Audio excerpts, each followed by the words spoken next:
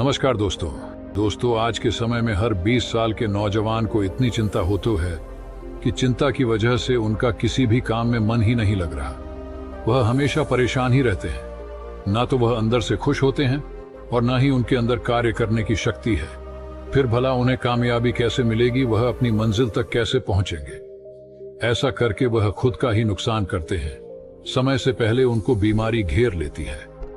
वो अपनी जिंदगी में हमेशा चुप रहते और खोए हुए रहते हैं। ऐसे में भला वो क्या कुछ बन के दिखा सकते हैं? मैं आपको एक कहानी के माध्यम से बताने वाला हूँ। दोस्तों, एक समय की बात है। गौतम बुद्ध से उनके एक शिष्य ने एक बार पूछा कि महात्मा, क्या ऐसा संभव है जो मैं मेरे मन में सोचूं, वह सारी चीजें अपने आप मुझे मिलना शुरू हो जाए? बुद्ध बोले, ऐसा संभव तो है, लेकिन क्या इसके लिए तुम यह दो चीजें कर पाओगे?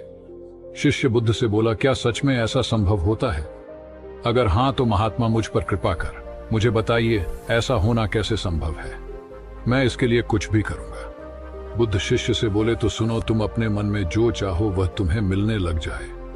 इसका पहला उपाय यह है कि तुम्हें अपने मन को अपने नियंत्रण में लाना सीखना होगा। जब तुम्हारा मन पूरी तरह से तुम्हारे काबू में आएगा, तब उस दिन तुम्हें अपनी मनचाही चीजें मिलना शुरू होंगी।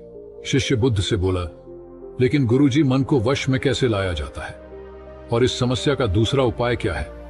बुद्ध शिष्य से कहते हैं, मन को वश में लाने का सबसे पहला और महत्वपूर्ण उपाय अपनी इंद्रियों को संयमित करना होता है। तुम्हारी पांचों इंद्रियां जब तुम्हारे वश में होंगी, तभी तुम अपने मन को वश में करने में कामयाब हो पाओगे। नहीं तो कभी मान को काबू नहीं कर पाओगे।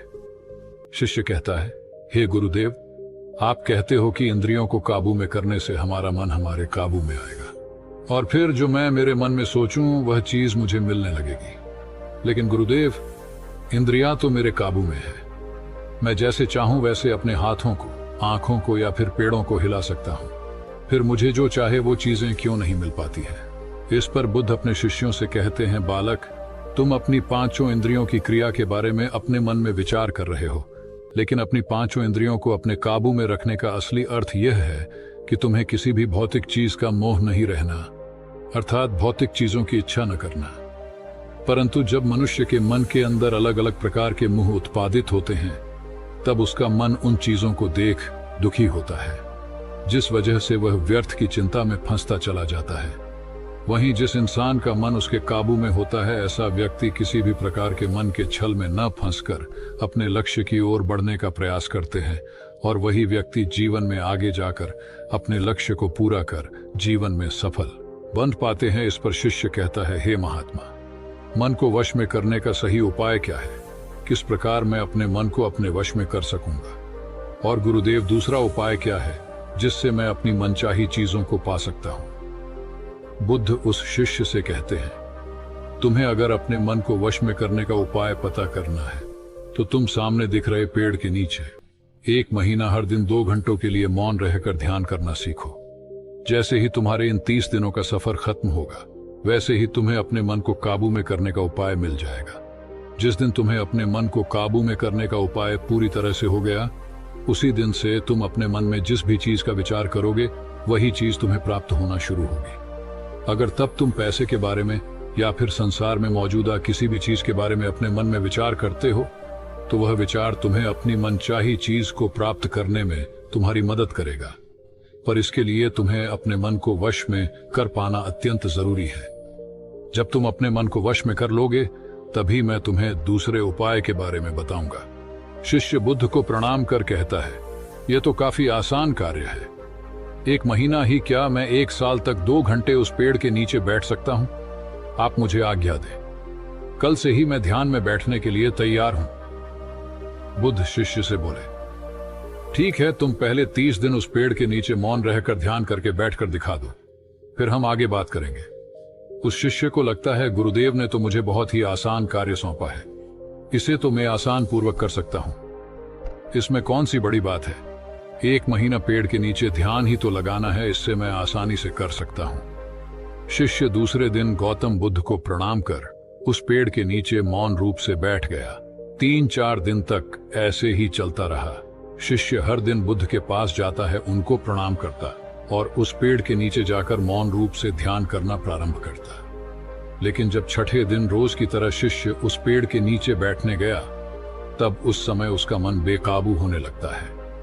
उसके मन में अलग अलग चीजों के विचार आना शुरू होते हैं। उसने अब तक जिस लोगों से बुरा बर्ताव किया, अपने साथ गुरुकुल में प्रश रहे भाइयों को उसने हर बार कैसे मूर्ख बनाया और अपनी तारीफ करने के लिए गुरुजी को कब कब झूठ बोला, इन सारी बातों के विचार उसके मन में उत्पादित होने लगे, जिससे उसका पूरी तरह ध्यान में मन लगना बहुत ही मुश्किल होने लगा। थोड़े दिन बीते। आज उस शिष्य का मौन रहकर ध्यान करने का 17वां दिन था, लेकिन उसके मन में बार बार आते हुए गलत विचार से उसके ध्यान को ठीक से करने नहीं दे रहे थे। इसके लिए उसने मन में निर्णय किया, मैं इस समस्या का हल गुरुदेव से पूछता हूं, उन्हें इसका हल जरूर पता होगा। 18 वे दिन उसके मुंह पर आ रहे भाव देखकर बुद्ध पहले ही समझ चुके थे कि आज यह सिर्फ प्रणाम करने नहीं है, अपितु किसी समस्या का हल पूछने आया है। शिष्य बुद्ध के पास जाता है और कहता है, हे महात्मा, आपके बताए अनुसार मैं हर रोज 17 दिनों से उस पेड़ के नीचे ध्यान लगाने बैठ जाता हूं। शुरुआती दिनों में मैं जब ध्यान लगाने बैठता था, जब मेरा मन पूरी तरह लगता था, लेकिन अब उस पेड़ के नीचे जब मैं अपना ध्यान लगाने बैठ जाता हूं, तब मेरा ध्यान अच्छे से नहीं लग पाता। मेरे मन में अलग अलग प्रकार के विचार आते हैं। जो विचार मुझे आते हैं, उनके बारे में सोचकर मुझे अपनी सोच के ऊपर गुस्सा आने लगता है। मैंने अपने गुरु भाइयों के साथ कितना गलत किया, कितनी ही बार मैंने आपसे प्रशंसा के खातिर झूठ बोला। इन सभी गलत और विचार मुझे अंदर से दुखी करते हैं और मेरा ध्यान टूट जाता है। मैं सोचने लगता हूं कि मैं कितना गलत था, जिसकी वजह से मेरा ध्यान पर मन लगना तो दूर में ध्यान करते समय इन्हीं विचारों से जूझता रहता हूं। हे महात्मा, मुझ पर कृपा करें और मुझे इन गलत विचारों को अपने मन से पूरी तरह खत्म करने में सहायता कीजिए। बुद्ध शिष्य से कहते हैं, तुम्हें जब मैंने पहले दिन मौन रहकर पेड़ के नीचे बैठने के लिए कहा था, अब तुम्हारे मन में किसी भी प्रकार के विचार नहीं आ रहे थे, लेकिन अब 18 दिन बीतने के बाद तुम्हारे मन में अपनी गलतियों के विचार उत्पादित हो चुके, जिसका कारण एक ही है। जब तुम अपने गुरु भाइयों के साथ मस्ती करते थे और सबको अपनी तारीफ करने के लिए झूठी कहानियां सुनाते थे, तब तुम शांत रहे, अपने मन से बातें न कर पाए। पूरे दिन गुरु के सामने बुरा बर्ताव करने में समय व्यतीत करते थे, लेकिन जब तुम आने अपने अंदर अपने मन से बातें करना प्रारंभ किया, तो तुम्हें अपने आप ही अपनी गलतियों के बारे में विचार आने शुरू हुए, जिसका कारण एक ही है। व्यक्ति अपने आप से किसी भी सवाल को पूछता नहीं है। लोग शांत रहकर खुद से बात करना पसंद नहीं करते और दूसरों से अपनी समस्याओं का हल पूछकर उदास होते हैं। जब इंसान अपनी किसी भी प्रकार की समस्या का हल शांत रहकर अपने आप से पूछता है, तो उस वक्त उस व्यक्ति की बुद्धि खुद ब खुदा उस इंसान को बताना शुरू करती है। जब तुम अपने आप से बातें करना प्रारंभ करते हो, तब तुम्हें खुद की अच्छाइयां और बुराइयां दोनों दिखना शुरू होती हैं, जिसका फायदा तुम्हें भविष्य में होना शुरू होता है। यानी जब तुम्हें अपनी गलतियां दिखती हैं, तब तुम उन पर शांति से काम कर अपने आप ही आगे बढ़ना शुरू कर देते हो। क्यों?